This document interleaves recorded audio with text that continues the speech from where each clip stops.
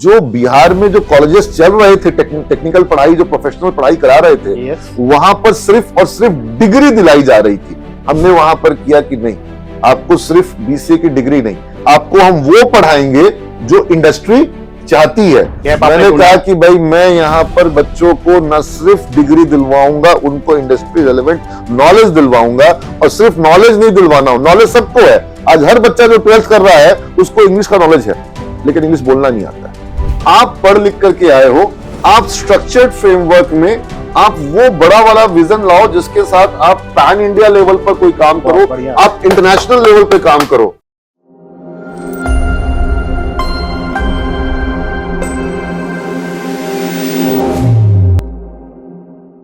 दर्शक, मैं आपको बता दूं कि अगर आप बैठ के देख रहे हैं, नोटपैड के साथ देख रहे हैं, तो आप बहुत सफल उद्यमी बनने के रास्ते पर अभी से ही जाना और चलना शुरू कर चुके हैं।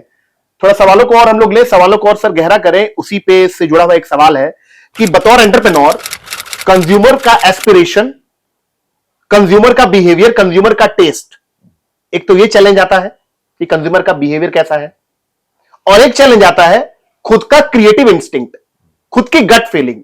तो कैसे बैलेंस करे, कैसे इसको वो कन्वर्ट करे एक बहुत बड़ा बिजनेस को बनाने में? देखिए, कंज्यूमर अपने अनुभवों के आधार पर मांग करता है, डिमांड क्रिएट करता है।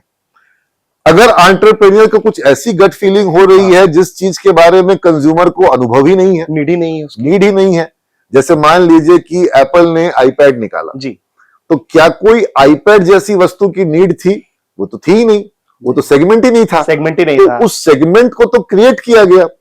अब जैसे हम लोग आज हर युवा जो है वो डिओड्रेंट का इस्तेमाल करता है, लेकिन डिओड्रेंट जैसा कोई प्रोडक्ट तो पहले मार्केट में नहीं था। कोई इत्र लगा रहा है, कोई अगर परफ्यूम लगा रहा है, पाउडर से ही काम चला रहा है, पाउडर लगा रहे हैं, कोई हमारे गांव में कहते हैं गमकौआ साबुन से नहा रहे हैं। तो अब डिओड्रेंट जो है, ठीक है, अब डिओड्रेंट में भी फिर अब वो रोल ऑन आ रहे हैं, फिर उसके बाद गैस वाले आ रहे हैं, लिक्विड आ रहे हैं। मतलब तो कंज्यूमर को जिस चीज का अनुभव नहीं है, अगर आप कुछ ऐसा सोच रहे हो तो आपको सोल्यूशन होना चाहिए ना। तो मान लीजिए कि अगर किसी को, मान लीजिए कि आटा, जो एक बेसिक प्रोडक्ट की मैं बात कर रहा हूं, अगर आप एक फ्लोर मिल लगा रहे हो, आप गेहूं से आटा बना रहे हो, ठीक है, तो आपने हर बार आप फील्डर के पास बॉल देंगे, 1 रन आप ले लेंगे। लेकिन अगर आपको 4 रन और 6 रन मारना है तो क्या करना होगा? तो आपको गैप खोजना होगा। तो आप 45 आटा निकालते हो, आप मल्टीग्रेन आटा बनाते हो, आप ऐसा आटा बनाते हो जिसमें आप बोलते हो कि रागी के भी गुण हैं और ये वाले गुण हैं, और इसके अंदर में हमने 8 मल्टीग्रेन मिला दिए, और अब वो आपका जो आटा है उसके मूल्य जो है वो 2 गुना 3 गुना अधिक हो गई, उसके प्राइस बढ़ गए। तो आपने क्या किया? आपने कंज्यूमर को उस तरह की प्रोडक्ट की डिमांड थी, उसको मिल नहीं रहा था। अगर आपने उस तरह का उसकी किसी डिमांड को फुलफिल किया जो कि मार्केट में गैप था, तो जैसे जब मैंने सिमेश की शुरुआत करी जी, तो हम लोग ट्रेनिंग में थे, लोगों को हम ट्रेन करके आईटी सेक्टर में, सिस्टम नेटवर्किंग एडमिनिस्ट्रेशन में, और जो बेसिक मैनेजमेंट स्किल और कम्युनिकेशन स्किल पढ़ा करके लोगों को हम जॉब दिलवा रहे थे। और आईटी सेक्टर में और बैंकिंग और टेलीकॉम सेक्टर में हमारे बच्चों को बहुत जॉब लग रहा था। लेकिन हमारे को दिक्कत ये हो रही थी कि हमें पढ़ाने का समय कम मिल रहा था, और जो बिहार में जो कॉलेजेस चल रहे थे, टेक्निकल पढ़ाई, जो प्रोफेशनल पढ़ाई करा रहे थे, वहां पर सिर्फ और सिर्फ डिग्री दिलाई जा रही थी। सिर्फ डिग्री का ही छात्र को था कि भाई कॉलेज में एडमिशन लेंगे तो बीसीए का डिग्री मिल जाएगा, बीबीए का डिग्री मिल जाएगा। हमने वहां पर किया कि नहीं, आपको सिर्फ बीसीए की डिग्री नहीं, आपको हम वो पढ़ाएंगे जो इंडस्ट्री चाहती है। वहां इंडस्ट्री में और एजुकेशन में, एकेडमी और इंडस्ट्री में गैप चल रहा है। कॉलेज कैंपस, कॉर्पोरेट कैंपस में गैप है। कैंपस में कुछ और चल रहा है, कॉर्पोरेट की डिमांड कुछ और जो कैंपस में सिलेबस चल रहा है, जैसे बीसीए का सिलेबस 1997 का बना हुआ बिहार में पढ़ाया जा रहा है। अब मैं बच्चों से पूछता हूं कि तुम्हारा 97 में क्या एज था, तो बोलता है सर पैदा नहीं हुए थे, -10 ईयर। तो जो -10 ईयर वाला सिलेबस बच्चा कॉलेज में अगर पढ़ेगा, और ये है सर। अब बिहार में मगध विश्वविद्यालय, पाटलिपुत्रा विश्वविद्यालय, मैं आपको एग्जांपल बता दे रहा हूं, मैं खुद पाटलिपुत्रा विश्वविद्यालय का कॉलेज हूं, और मैंने कई मंच पे कह चुका हूं कि सिलेबस को बदला जाए। जो हम पढ़ा रहे हैं ये अभी आईटी सेक्टर के हिसाब से सही नहीं है, और बच्चे जो है वो सिर्फ और सिर्फ सिलेबस पढ़ना चाहते हैं, क्योंकि उनको आदत पड़ी भी है सिर्फ सिलेबस के लिए पढ़ने के लिए। पूरी पढ़ाई बच्चा करता है सिर्फ और सिर्फ एग्जाम के लिए करता है। बच्चे को नॉलेज के लिए पढ़ने की मींस कि सर आप कॉर्पोरेट की जो डिमांड है अकॉर्डिंगली सीमेज का सारा सिलेबस बनाते होंगे, इट्स नहीं, क्लियर। मैं क्लियर कर दूं, जो विश्वविद्यालय का सिलेबस हम बदल नहीं सकते हैं, हम अलग से बच्चों को अलग से अलग add-on। से पढ़ाना शुरू किया। तो जब मैंने उस गैप को फिल किया, मैंने इंडस्ट्री की डिमांड लेकर के कि इंडस्ट्री में क्या चल रहा है और वो चीज पढ़ाना, जैसे अभी बीबीए और पीजीडीएम में मैं डिजिटल मार्केटिंग पे फोकस कर रहा हूं, क्योंकि जो सिलेबस में नहीं है, सिलेबस में नहीं है, लेकिन ट्रेडिशनल मार्केटिंग अब है, वो रहेगी, लेकिन डिजिटल मार्केटिंग जरूरी है, जरूरी कंपलसरी। अगर किसी मार्केटिंग के पर्सन को डिजिटल मार्केटिंग नहीं समझ में आ रहा है तो डिफिकल्ट है। डिजिटल मार्केटिंग में बहुत बड़ा जॉब सेगमेंट है, तो बच्चों को आना चाहिए। आपने देखा और मैं उसको फिल करूंगा, तो एक वो गैप फिल करना हुआ। दूसरा, जो भी कॉलेजेस थे वो सिर्फ डिग्री दे रहे थे, वो प्लेसमेंट और एम्प्लॉयमेंट से कनेक्शन नहीं था उनका, नहीं दे रहे थे। मैंने कहा कि भाई मैं यहां पर बच्चों को न सिर्फ डिग्री दिलवाऊंगा, उनको इंडस्ट्री रेलेवेंट नॉलेज दिलवाऊंगा, और सिर्फ नॉलेज नहीं दिलवाना हो, नॉलेज सबको है। आज हर बच्चा जो 12th कर रहा है उसको इंग्लिश का नॉलेज है, लेकिन इंग्लिश बोलना नहीं आता है। इंग्लिश आता है, पढ़ा है इंग्लिश, लेकिन समझ भी लेता है, लेकिन इंग्लिश बोलना नहीं आता है। यानी knowledge of English is there, but skill of communication, skill of English is not there. अगर मैं कंप्यूटर का नॉलेज दे दूं, प्रोग्रामिंग का नॉलेज दे दूं, वेबसाइट मेकिंग का, ऐप मेकिंग का, सॉफ्टवेयर मेकिंग का नॉलेज दे दूं, लेकिन सॉफ्टवेयर बनाना ना आए, आपको अगर कोई पिज्जा बनाना, आपको अगर कोई केक को बेक करना का नॉलेज दे दूं, लेकिन केक आप कभी बेक करो नहीं, आप कभी पिज्जा एक्चुअल में बनाओ नहीं, तो आपको ज्ञान तो है लेकिन काम किया नहीं है, इसलिए पहली बार जब करोगे तो आपसे ठीक से काम नहीं होगा नहीं। तो जरूरत इस बात की कि सिर्फ नॉलेज ना दिया जाए, बल्कि उस नॉलेज को स्किल में कन्वर्ट किया जाए। तो इसीलिए आप देखिएगा सिमेज में हर जगह पर नॉलेज, स्किल, और ये नॉलेज, स्किल, उसके बाद आता है सक्सेस। ठीक है, यानी सक्सेस को आपने बहुत हमेशा बाद में आएगा, पीछे रखा। पहले नॉलेज चाहिए, स्किल चाहिए, और फिर सक्सेस आएगा। तो सिमेज के साथ ही ये चीज शुरुआत से ही है। और इसमें जो एक चीज मिसिंग है यहाँ पर, जो मुझे चाहिए कि मैं चाहता हूं कि आए, वो बहुत जरूरी है बीच में, वो है राइट एप्टीट्यूड, राइट एटीट्यूड। जब तक वो नहीं होगा, राइट डिसिप्लिन नहीं होगा, राइट एप्टीट्यूड नहीं होगा, तब तक नॉलेज और स्किल भी काम नहीं आएगा। एक अच्छा नागरिक जब तक नहीं बनेगा, शिक्षा में आपको एक अच्छा व्यक्ति का निर्माण, व्यक्तित्व का निर्माण करना, एक अच्छी सोच का निर्माण करना, ज्ञान और क्षमता, ये तो जरूरी है, लेकिन एक अच्छा व्यक्ति का बनना, एक अच्छा चरित्र का निर्माण होना, ये और भी जरूरी है। अनुशासन का होना, ये और भी जरूरी है। बड़े अच्छे से सर आपने समझाया कि क्रिएटिव इंस्टिंक्ट, और अगर आपका अपना गट फीलिंग है और मार्केट में अगर कहीं गैप दिख रहा है, अगर आप कोई भी प्रोडक्ट बना रहे हैं, कोई सर्विस दे रहे हैं, या आपका कोई आइडिया है, तो अगर मार्केट में गैप है तो गैप को ढूंढना है। तो सर इसको हम लोग इस तरीके से समझ सकते हैं। एक बात और महत्वपूर्ण है, खास तौर पर जो बिजनेस मैनेजमेंट के स्टूडेंट्स हैं उनके लिए, कि बिजनेस जो होता है वो हमेशा गट फीलिंग पर नहीं होता है, लेकिन गट फीलिंग हमेशा गलत भी नहीं होती है। आपको सेल्फ कॉन्ट्राडिक्टरी मैं बता रहा हूं, उसी को क्लियर कर रहा हूं। आपको अपने गट फीलिंग को, जिस चीज जो आपके अंदर से आवाज आ रही है, गट फीलिंग मतलब जो इंस्टिंक्ट आपको अंदर से जो आवाज आ रही है, जो आपको लग रहा है कि ये वर्कआउट करेगा, उस चीज को आपको बिजनेस के जो मॉडल्स हैं, चाहे वो स्ट्रैटेजी के मॉडल्स हैं, चाहे वो फाइनेंस के मॉडल्स हैं, चाहे वो मार्केटिंग रिसर्च के मॉडल्स हैं, चाहे वो आपके जो overall business principles of management के मॉडल्स हैं, आप या इकोनॉमिक्स के मॉडल हैं, उन पे आपको अपने गट फीलिंग को एडजस्ट करना होगा। आप मैट्रिक्स लगाओ, आप बीसीजी मैट्रिक्स लगाओ, आप पोर्टर्स 5 फोर्सेस का जो कॉम्पिटिटिव स्ट्रेंथ एनालिसिस का मॉडल है वो लगाओ, आप ब्लू ओशन स्ट्रैटेजी के ऊपर में उसको देखो। आपको अलग अलग मॉडल्स हैं। तो जब आप बिजनेस मैनेजमेंट की पढ़ाई करते हैं तो आपको वो सारे मॉडल्स और मैट्रिक्स मालूम पड़ते हैं, जिसमें आप क्वांटिटेटिव एनालिसिस कर सकते हैं। अकेले क्वांटिटेटिव के दम पर आप बिजनेस नहीं कर सकते हो। बिजनेस गणित का सवाल नहीं है कि आप अकेले क्वांटिटेटिव के बल पर हैंडल कर लो। वहां पर क्रिएटिविटी भी चाहिए, वो जो गट फीलिंग कह रहे हैं ना, वो भी चाहिए। लेकिन सिर्फ गट फीलिंग पर अगर आप चलोगे तो भी गड़बड़ा जाओगे। Excellent answer. आपको दोनों का सामंजस्य करना होगा, आपको गणित भी लगाना होगा, और आपको अपनी जो मतलब कहते हैं ना, जो रचनात्मकता है, क्रिएटिविटी है, मतलब राइट माइंड जो है क्रिएटिविटी का, वो भी लगाना होगा, और लेफ्ट माइंड जो है कैलकुलेशन का और रीजनिंग का, वो भी लगाना होगा। जब आप रिस्क लेंगे तो गट फीलिंग पर भी लेंगे, और रिस्क लेंगे तो कैलकुलेटेड रिस्क लेंगे। रिस्क को लेंगे लेकिन कैलकुलेट करेंगे। लेकिन कंप्लीटली कैलकुलेशन पर चलेंगे तो कोई काम कर ही नहीं पाएंगे। थोड़ा सा जो रिस्क का एक ऐसा पोर्शन है ना, वो कभी भी कैलकुलेशन में क्लियर नहीं होगा। तो वहां तो उतना रिस्क तो लेना ही पड़ता है कि कूद रहे हैं, हम सोच चुके हैं कि कूदने में कहां खतरा हो सकता है, तो वो थोड़ा सा खतरा तो हम लेके चल रहे हैं। लेकिन वो इसका तो मतलब लेके यह चलना नहीं पड़ेगा। है कि बड़ा बड़ा जो पुल है उस पे हम लोग कूद जाए, महात्मा गांधी सेतु पुल से कूद जाए, उसको थोड़ा सा देखना होगा। वो समझ के करना पड़ता है समझ कि के जो कूद रहे हैं जंप इसमें ले रहे मेरे हैं, जो लीप ले रहे हैं, कैसी लीप ले रहे बचने की संभावना कितनी है और तैर के पार पहुंचने की संभावना कितनी है, और अगर नहीं कूदेंगे तो रिस्क कितना बड़ा है।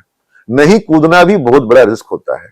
हैं। और ऐसे भी सर आप बराबर कहते हैं रिस्क है तो वो एक कहानी है छोटी सी, रिस्क है तो इश्क है। इश्क है। एक छोटी सी कहानी है कि एक गांव जो है वो बाढ़ में डूब रहा था, और जब बाढ़ में डूब रहा था तो लोग क्या किए कि अपने घर के छत पे आ गए। पूरा नीचे पानी आ गया, धीरे धीरे छत तक भी पानी बढ़ने लगा, और जो लोग अपने छतों पे थे वहां पर दिक्कत होने लगी। तो वहां पर लेकिन किसी तरह से कुछ नाव जो है वो पहुंचे, तो लोगों को कहा गया कि भाई आप एक मकान था, वो एक तल्ले का मकान था, लोग छत पर थे, तो उस पर अकेला एक व्यक्ति था, उसको बोला गया कि भाई आप नाव पर आ जाओ।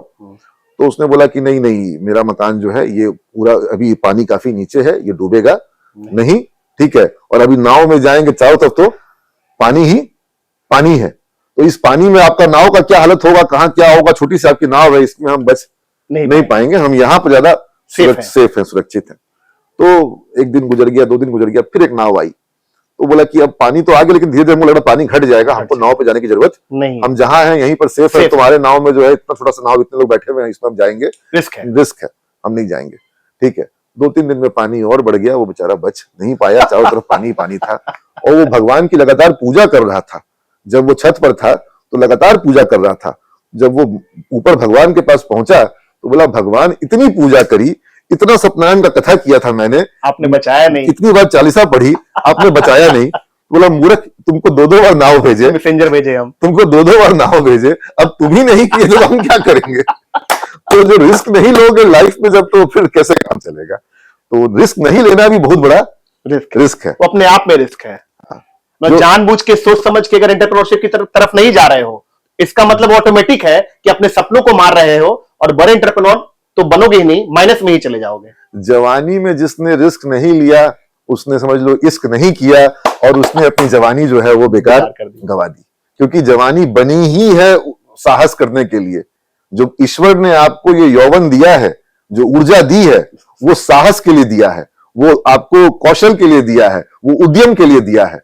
सर अभी के टाइम में एक क्रेज चल रहा है, एक ट्रेंड चल रहा है all over India, but Bihar में थोड़ा मैं ज्यादा देख रहा हूं, ग्रेजुएट चाय वाली, और इंडिया के लेवल पे एमबीए चाय वाला, बीटेक चाय वाला, एमटेक चाय वाला, पोस्ट ग्रेजुएट चाय वाली। तो ये पढ़ लिख कर लोग चाय की टपरी लगा रहे हैं, और लोग सोच रहे हैं कि मैं एक एंटरप्रेन्योर बनूं। क्या कहना चाहते हैं इस पे सर आप? एंटरप्रेन्योर जो है वो किसी भी क्षेत्र में हो सकता है, अगर आपका चाय वाले का जो मॉडल है जी, वो स्केलेबल है और रेप्लिकेबल है, आप उसको रेप्लिकेट कर सकते हैं, उस मॉडल को मनी फोल्ड कर सकते हैं।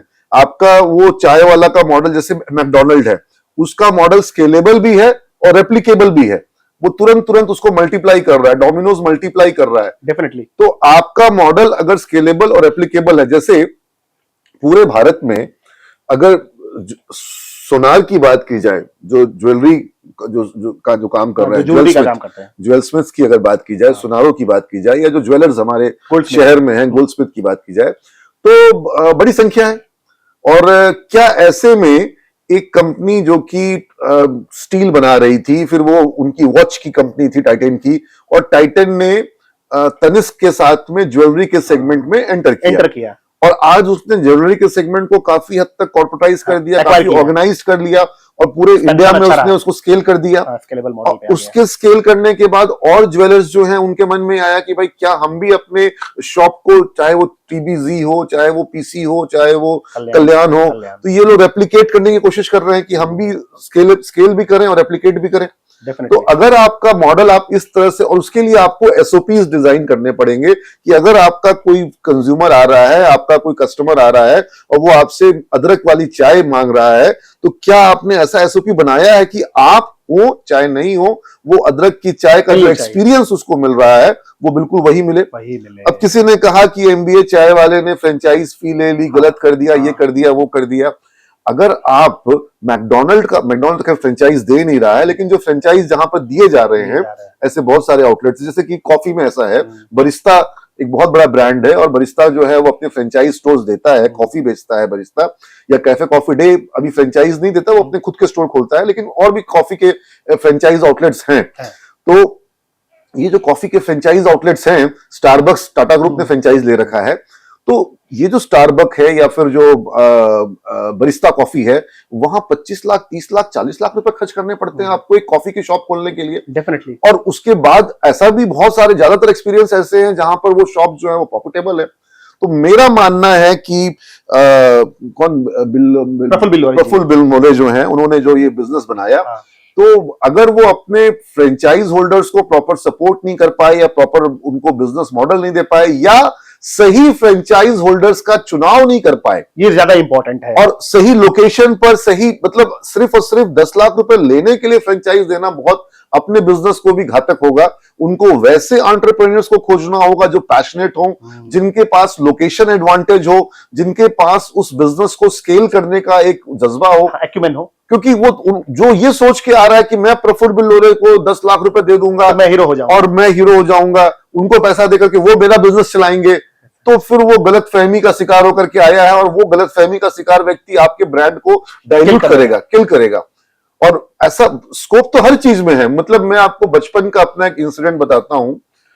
मेरे दादाजी, ग्रैंडफादर स्वतंत्रता सेनानी शंकर लाल अग्रवाल, उन्होंने एक समय में ब्रिटिशर्स के साथ मिलकर के एक फैक्ट्री लगाई थी। बाद में चूंकि जब वो गांधी जी से प्रभावित हो गए, उन्होंने उस फैक्ट्री को, अपना हिस्सेदारी को छोड़ दिया, ब्रिटिशर्स ने उनको कुछ हिस्सा नहीं दिया। उन्होंने अपनी जो भी जमीन हमारे गांव में हमारे बाप दादा की जमीन थी, वो उन्होंने भूदान में दान कर दी और आश्रम में दान कर दी, और वो बिल्कुल गांधीवादी व्यक्ति और स्वतंत्रता सेनानी। तो मेरे दादाजी से मैं अक्सर बिजनेस की बातें करता था। ऐसा नहीं है कि उनको व्यापार समझ में नहीं आता था, स्वतंत्रता सेनानी थे, लेकिन उन्होंने डालमिया ग्रुप में नौकरी करी थी, और रोहतास में जो डालमिया नगर का जो कारखाना था, मेरा गांव वही है। हाँ, तो वो डालमिया नगर के कई सारे फैक्ट्रियों को संभालते थे दादाजी। हाँ, जबकि वो स्वतंत्रता सेनानी भी थे, स्वतंत्रता के बाद की मैं बात बता रहा हूँ। तो मैं उनसे, मैं जब स्कूल में पढ़ता था तो मैं हमेशा उनके पास जाता था कि मैं कोई बड़ा हो जाऊंगा तो कोई व्यापार करूंगा, तो मैं इस चीज का कारोबार कर लूं क्या, मैं ये काम करूं क्या, मैं वो काम करूं क्या। हो सकता है कि वो मेरे बातों से अजीज आ गए होंगे, और उन्होंने कहा कि बेटा समझो कि अगर तुम मिट्टी का काम ढंग से करोगे तो मिट्टी सोना हो जाएगी, और सोने का काम अगर तुम ढंग से नहीं किए ढंग से करोगे तो सोना मिट्टी हो जाएगा।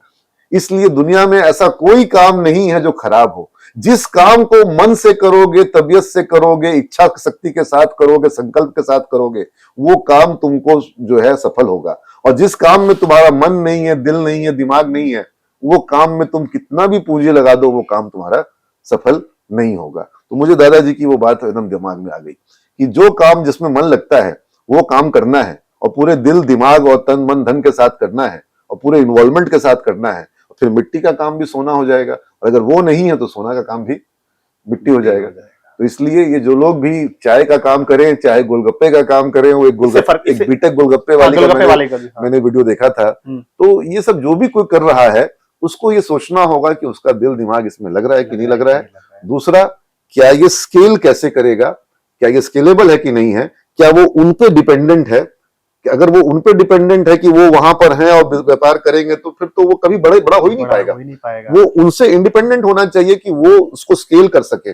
और फिर वो रेप्लिकेट कैसे होगा, उसमें क्वालिटी कंट्रोल कैसे होगा, उसका रेप्लिकेशन कैसे होगा। तो ये चीजें बड़ा जरूरी है। और थोड़ी मुझे इसमें एक महक आती है इस बात की कि पढ़ करके, एमबीए करके मैं चाय बेच रहा हूं। वो एक बता रहा है, मैसेज दे रहा है कि मैं पढ़ा लिखा चाय बेचने वाला हूं। आपकी पढ़ाई का चाय से कोई विशेष संबंध वहां पर नहीं है। अगर कोई अनपढ़ व्यक्ति भी बेहतर चाय बना सकता है, बेहतरीन चाय बना सकता है, तो वो चाय भी अच्छी है। प्रेम गणपति जी आप नाम सुने होंगे, बहुत बड़े, जिनका डोसा प्लाजा के जो, हाँ, तो इसलिए वो भी नहीं है। हाँ, तो यहाँ पर आपके पढ़ने का मूल्य तब है जब आप उसमें आपने एमबीए किया है, तो व्यापार प्रबंधन के गुण के साथ उसको आप स्केल करो, उसको आप रेप्लिकेट करो। और अगर वो नहीं कर रहे हो तो फिर चाय बनाने का जो हुनर है वो तो हो सकता है जिसने किचन में ज्यादा ध्यान दिया हो उसके पास आ सकता है, वहां आपके एमबीए का रोल नहीं है। Very good. अगर आप बीटेक किए हैं तो आप किस तरह से तकनीक को गोलगप्पे में ला रही है, बहुत बढ़िया। तो इसलिए ये चीजों को आपको देखना होगा। और कोई भी कारोबार करें, चाहे वो खाने पीने का हो या किसी और तरह का हो, उसके अंदर में कंज्यूमर की किसी एक नीड को आप पूरा कर रहे हैं कि नहीं कर रहे हैं। और यहां पर मैं युवाओं को कहूंगा कि वो जब किसी व्यापार क्षेत्र में प्रवेश करना चाह रहे हैं तो वो इस बात का जरूर मनन करें कि जो कारोबार या जो व्यापार या जो उद्यम वो सोच रहे हैं, क्या वो किसी ऐसे क्षेत्र में प्रवेश कर रहे हैं जहां वो कोई अमूलचूल परिवर्तन करने वाले हैं, वहां पर वो कोई सैद्धांतिक रूप से कोई बदलाव लाने वाले हैं, कुछ नया करने का पूरा अवसर मिल रहा है, पूरा का पूरा एक समुद्र जैसा आपको आपके सामने अवसर है, महा समुद्र जैसा अवसर है जहां पर। और दूसरी तरफ अगर रेड ओशियन स्ट्रैटेजी है, जहां पर भीड़ है, जहां मारकाट मची है, रश है, जहां रश है, जहां पर आपके पास कुछ नया करने की गुंजाइश कम है और जहां पर आपके नवाचार की संभावना कम है, तो वहां आप अगर जाएंगे तो वहां आप विशेष कुछ कर नहीं पाएंगे। इसलिए जो भी व्यापार के क्षेत्र में आना चाहते हैं उन्हें थोड़ा रिसर्च करना होगा पहले, जो उद्यम में आना चाहते हैं, जो एंटरप्रेन्योरशिप में आना चाहते हैं, कि आखिर कंज्यूमर का आज का पेन क्या है। मैंने आपको गैप स्ट्रेटेजी के बारे में कहा था, तो गैप आइडेंटिफाई करिए कि कहां पर गैप है या प्रॉब्लम क्या है, और उस प्रॉब्लम का सोल्यूशन अगर आप निकाल पा रहे हो तो वही आपका, जो लोगों की प्रॉब्लम है वही आपकी अपॉर्चुनिटी है। जो लोग जिस चीज से आज, जैसे मान लीजिए कि ओला बना या ओयो बना या ये जितने भी आपके अमेजन और फ्लिपकार्ट और टेस्ला जो भी हैं, ये सब लोगों की प्रॉब्लम्स के ही सोल्यूशन के रूप में आए हैं। प्रॉब्लम सॉल्विंग मॉडल है ये। बिल्कुल। दोस्तों, ब्लू ओशन स्ट्रेटेजी के बारे में सर ने बताया, और सर ने बताया अभी कि अगर आप मार्केट में, फील्ड में अगर आप उतरना चाहते हो, चाय बेचते हो, गोलगप्पे बेचते हो, बड़ा पाव बेचते हो, बर्गर बेचते हो, कुछ भी बेचते हो, तो सर ने बहुत अच्छे तरीके से गाइड किया कि उसके पहले हमें बैकग्राउंड में उसका R&D करना पड़ेगा। उसके बाद सबसे अच्छी बात जो सर ने बताई, जो मुझे पसंद आई, कि वो शिद्दत होनी चाहिए, वो पैशन होना चाहिए, और वो लगन होनी चाहिए, और एक माइंडसेट और स्किल सेट एंटरप्रेन्योर का होना चाहिए, तब कहीं जाकर ये चाय और गोलगप्पा जो इधर में कुछ ज्यादा स्ट्रेच हो गया है, ज्यादा स्ट्रेच हो गया है। और क्या उसको सबसे पहले ये सोचना चाहिए, क्या वो जीवन भर किसी एक ठेले पर वो चाय और गोलगप्पा बेचने में इच्छुक है? अगर वो इच्छुक नहीं है तो सिर्फ सेक चिल्ली की तरह ये सोचने से कि मैं एक ठेला से 100 ठेला कर लूंगा, ये गलत कॉन्सेप्ट है। और या फिर मैं उस ठेले से ही कमाता रहूंगा और मेरा घर चलाता रहूंगा। आप उसको स्केलेबल बनाओ। अगर वो स्केलेबल नहीं बन पाएगा, कैसे स्केलेबल बनेगा, क्यों स्केलेबल बनेगा, और आप कैसे उसको, मतलब आप उस बिजनेस से अलग हट करके भी कैसे आप वो पूरे एम्पायर को उसको आप चला सकते हो, ये जब तक आपके पास इसका प्रॉपर क्लियर विजन नहीं हो, आपको उसमें एंटर नहीं करना चाहिए। और जो लोग मतलब दूसरे को देखकर, जो दूसरों को देख के जिसको लग रहा है ये ग्लैमरस टाइप का थोड़ा लग रहा है, हाँ, कि मैं ग्रेजुएट चाय वाली बन गई, मैं ये चाय वाला बन गया, व्हाटएवर, तो ये आपका बहुत, अपने लिए आप बहुत छोटा लक्ष्य रख के चल रहे हो। आप अपने लिए बहुत छोटा लक्ष्य रख के चल रहे हो। आप बहुत कुछ और भी कर सकते हो, बहुत बड़ा कर सकते हो। और शुरुआत छोटी होती है। वो चाय का आउटलेट अगर किसी बच्चे ने लगाया है, मैं उसको दाद दूंगा, मैं उसको शाबाशी दूंगा, लेकिन मैं समझता हूं कि वो बच्ची के अंदर वो विजन होना चाहिए कि कैसे वो चुनौतियों का सामना करते हुए उसको और स्केल करे। जैसे इन्होंने सबसे अच्छी बात क्या करी कि इन्होंने एक ब्रांड बनाया, चाहे वो MBA चाय वाला हो, चाहे वो ग्रेजुएट चाय वाली हो, दोनों ने ब्रांड बनाया, इन्होंने एक ब्रांड बनाया। और फिर अब इस ब्रांड को कैसे, नहीं, नॉट नेसेसरी कि आप फ्रेंचाइज करो, ठीक है। विजय सिद्धार्था ने कैफे कॉफी डे की फ्रेंचाइजी नहीं करी, उन्होंने खुद से ही उसको स्केल किया। तो आप कैसे उसको स्केल करोगे, क्या आपका उसके लिए मॉडल रहेगा, और फिर आप उसमें क्या क्रॉस सेलिंग करोगे, क्या अपस्केलिंग करोगे। जैसे ये चाय वाय करके या चाय सुट्टा बार करके या चायोस करके, ये सब कई सारे ब्रांड चाय पे भी आए भारत में, और कॉफी पर तो पूरे वर्ल्ड ओवर बहुत सारे चेन है। स्टारबक्स इतना बड़ा चेन है, लेकिन क्या स्टारबक्स सिर्फ कॉफी बेच रहा है? क्या प्रोडक्ट्स है उसके साथ? बैरिस्टा सिर्फ कॉफी बेच रहा है? तो फिर हम अपने चाय को क्यों नहीं और एड ऑन्स करके या और अपसेलिंग और क्रॉस सेलिंग कर सकते हैं? तो मुझे लगता है कि उनको इस तरह के मॉडल्स पे वर्क करना होगा। और तब जा करके उनका, और फिर आप कोई भी ऐसा मॉडल नहीं सोच सकते हो जो किसी स्ट्रक्चर्ड फ्रेमवर्क से बाहर हो। स्ट्रक्चर्ड फ्रेमवर्क, जैसे कोई बच्चा बोलता है कि मैं यहां ठेला लगा लूंगा, वहां ठेला लगा लूंगा, वो उसका स्ट्रक्चर्ड फ्रेमवर्क के वो आप स्ट्रक्चर्ड फ्रेमवर्क से बाहर हो, वो अनऑर्गेनाइज सेक्टर है। और उस अनऑर्गेनाइज सेक्टर में जो लोग जीविकोपार्जन में बहुत असुविधा होती है, वो लोग वहां पर अपना गुजारा कर रहे हैं।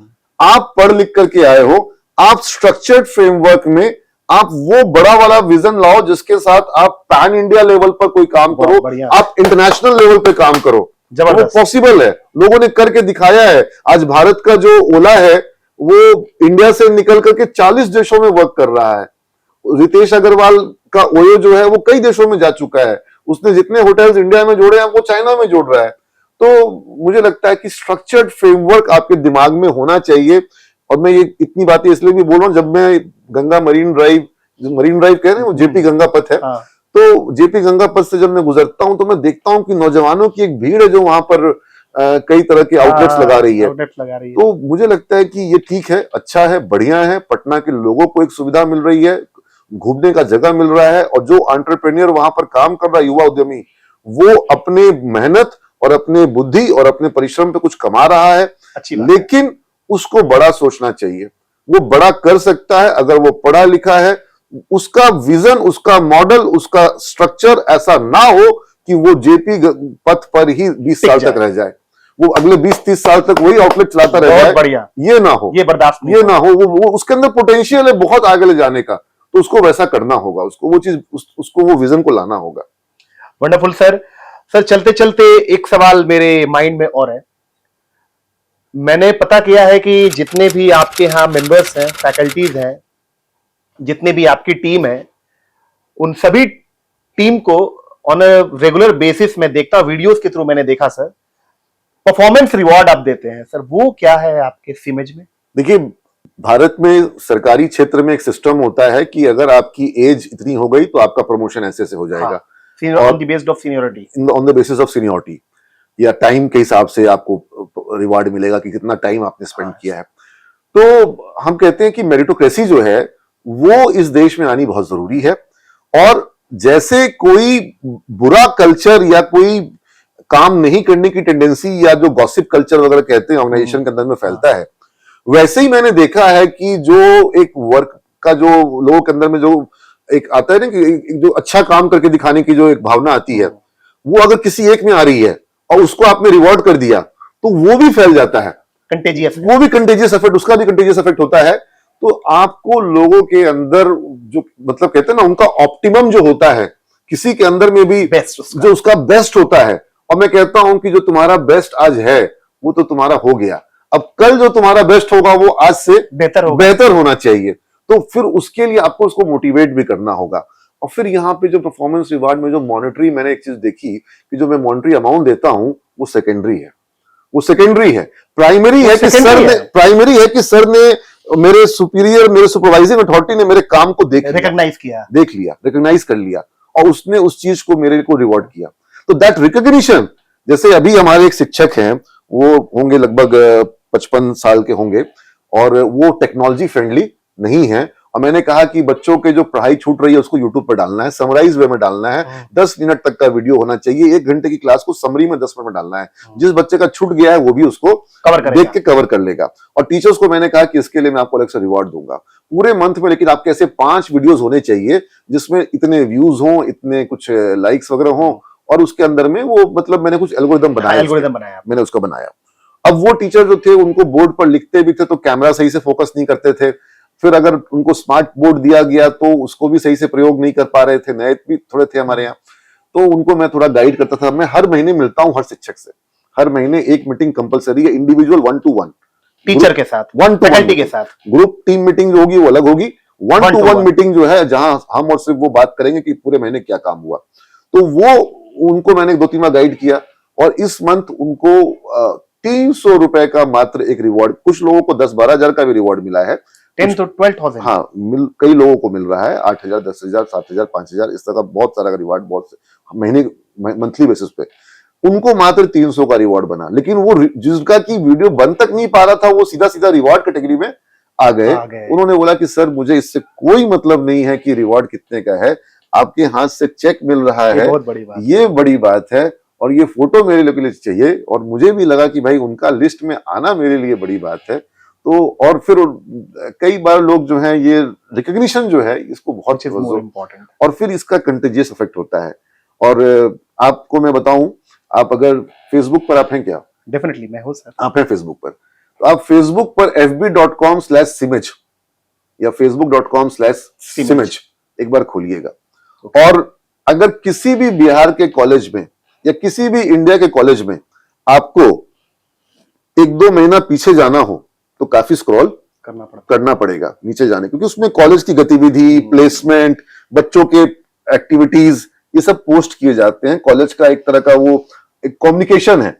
और हमारे तरफ से भी हम कोशिश करते हैं कि ज्यादातर गतिविधियां जो हमारे यहाँ हो रही हैं, सब तो नहीं कर पाते हैं, लेकिन बहुत सी गतिविधियां जो हमारे यहाँ हो रही है वो वहां पर पोस्ट पब्लिक हो की जाए, ताकि पेरेंट्स भी देख सके क्या हो रहा है, अन्य छात्र देख सके, या हमारे अपने छात्र भी देख सके कि भाई हमारे क्लास में क्या हुआ, दूसरे के क्लास में क्या हुआ, क्योंकि कॉलेज में तो 50 बैचेस हैं, किस बैच में क्या चल रहा है, बाकी बच्चे भी तो देखें कि मैथ वाले सर जो है वहां पर क्या क्विज करवा दिए, आपस में कंपटीशन करवा दिए, कहीं पर कोई मैथ फाइट हो गया है, कहीं पर कुछ ऑन द स्पॉट कंपटीशन हो गया है, एक अभी टीचर ने कंपटीशन करवाया, कुछ तुम कहो कुछ हम कहें, तो इस तरह का मतलब अलग अलग तरह से एक्टिविटीज करवा रहे हैं।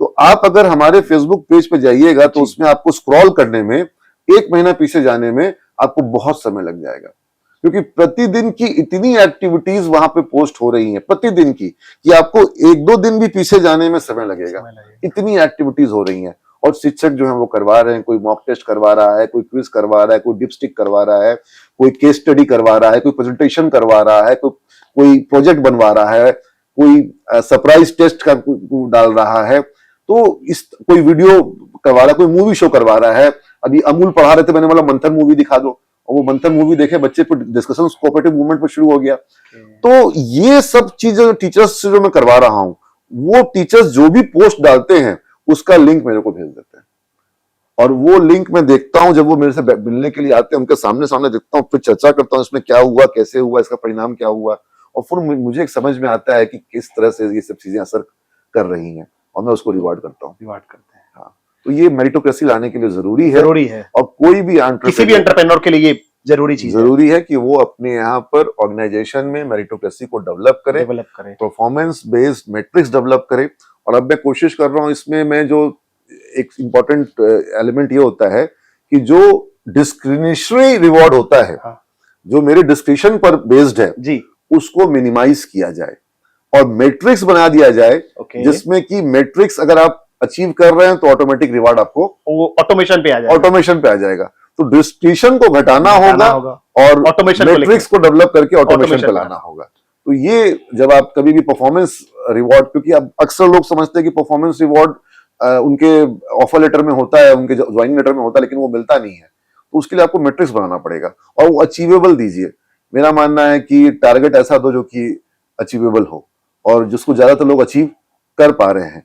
कम रिवॉर्ड दे दो लेकिन अचीव करने वाला दो। प्रेज और एप्रिसिएशन दोनों चलते रहना चाहिए। बिल्कुल होना चाहिए, बिल्कुल होना चाहिए। और हो सके तो जरूरत हो तो कुछ थोड़ा सा वो भी होना चाहिए, मतलब जहां पर ग्रीड हो वहां पर थोड़ा फियर भी होना चाहिए। ग्रीड और फियर दोनों होना चाहिए। अगर कैरेट है तो स्टिक भी होना चाहिए। Wow, wonderful. सर, बिफोर कि हम लोग इस वीडियो को एंड करें, आपके 3 पसंदीदा एंटरप्रेन्योर कौन है इंडिया से? इंडिया से जी, इंडिया से। जमशेदजी टाटा। जमशेदजी टाटा, क्योंकि अगर जमशेदजी टाटा ने एक मजबूत आधार टाटा समूह को नहीं दिया होता तो भारत की एंटरप्रेन्योर स्टोरी जो है वो आज जहां पहुंची है वो नहीं पहुंच नहीं पाती। ये बहुत मायने रखता है जिस तरीके से उन्होंने टाटा समूह के अवधारणा को रखा और जिस तरीके से उन्होंने टाटा सन्स का स्ट्रक्चर बनाया, जिसके साथ उन्होंने सामाजिक दायित्व को, सोशल रिस्पॉन्सिबिलिटी को जो महत्व दिया। आज टाटा समूह का जो मेजोरिटी स्टेक है वो टाटा के ट्रस्ट के पास है। और अनेक ट्रस्ट जो शिक्षा के क्षेत्र में, स्वास्थ्य के क्षेत्र में, कलाकारों को सहायता करने के क्षेत्र में, विविध क्षेत्र में, एग्रीकल्चर के हर क्षेत्र में वो मदद कर रहे हैं और विभिन्न संस्थाओं को भी मदद करते हैं। टाटा समूह भारत में CSR में सपोर्ट करने वाला बहुत बड़ा समुदाय है। बहुत बड़ा समुदाय है। तो ऑब्वियसली मैं जमशेदजी टाटा को बात करूंगा। उनके साथ आप चाहे तो JRD टाटा और रतन टाटा, इनको भी आप शामिल कर तीनों लीजिए, एक ही ग्रुप हो गए, एक ही समूह के हो गए। उनको आप ये हुए फर्स्ट। इनको आप पहला नाम दीजिए, और दूसरा फिर आप नाम देना है तो फिर आप घनश्याम दास बिरला को दीजिए, जीडी बिरला। हाँ, जीडी बिरला को दीजिए, क्योंकि उनकी जो स्टोरी है वो भी बहुत इंटरेस्टिंग है। रामकृष्ण डालमिया की मैं बात करूंगा, आर.के. डालमिया का जो स्टोरी है वो बहुत इंटरेस्टिंग है, कभी आप समय मिले तो उनकी कहानी पढ़िए। वो एक फिल्म पटकथा की तरह की कहानी है, किस तरीके से कलकत्ता में एक कमरे के छोटे से कमरे से आर.के. डालमिया का परिवार जो है, और एक समय में वो भारत के सबसे अधिक पैसे वाले धनी व्यक्ति थे, डालमिया, हाँ, डालमिया समूह जो था, तो उनके बारे में आप पढ़ सकते हैं। आपने सिर्फ 3 ही की बात कही थी, तो दो चार आप और कह सकते हैं। तो फिर मैं नारायण मूर्ति को बिल्कुल मिस करना नहीं चाहूंगा, क्योंकि मैं उनसे बहुत प्रेरित होता हूँ, और मुझे लगता है कि जिस तरह से भारत में सूचना तकनीक का जो उन्होंने इतनी बड़ी क्रांति लाई, और उसमें उनका बहुत बड़ा योगदान है। ऑब्वियसली टाटा समूह का भी बहुत बड़ा योगदान है, टाटा का जो TCS ने जो काम किया था, और फिर जिस तरीके से शिव नाडार और SCL समूह आया, तो इन सब का योगदान रहा। लेकिन नारायण मूर्ति एक बहुत अहम भूमिका निभाए भारत में IT क्षेत्र में।